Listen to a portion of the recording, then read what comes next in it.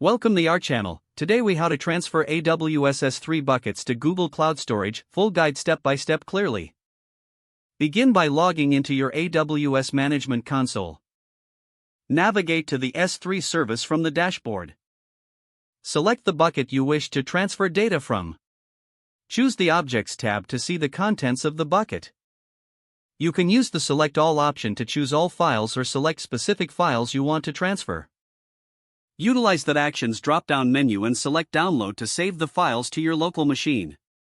Next, open a new tab and log into your Google Cloud Console. Navigate to the Google Cloud Storage section. If you haven't created a bucket in Google Cloud Storage yet, click on Create Bucket.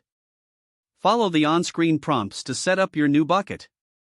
Ensure you configure the bucket settings to suit your needs. Once your bucket is ready, you can use the Upload Files button to transfer files from your local machine to Google Cloud Storage. Select the downloaded files from your local folder. Alternatively, if you have a significant amount of data, consider using the SUDL command line tool for a more efficient transfer. To use SUDL, first, ensure you have the Google Cloud SDK installed on your local machine.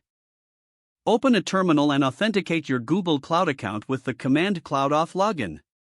Set the project that contains your bucket using the Command Cloud Config Set Project, your project ID.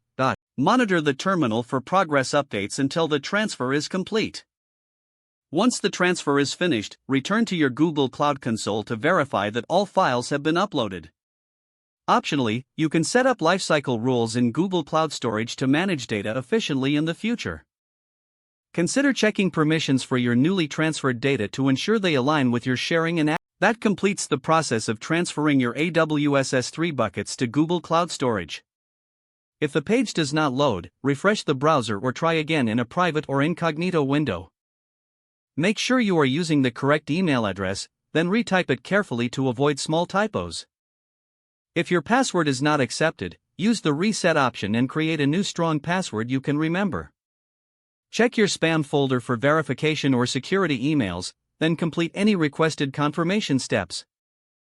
Enable two-factor authentication if available to improve account security and reduce unauthorized access risk. After signing in, review your profile details so your contact information and settings are accurate and current. If you see an error message, note it down and try again after restarting your device and internet connection. Log out when you finish, especially on shared devices, to keep your account and payment information secure. Don't forget to like this video and subscribe to our channel for more step-by-step tech guides.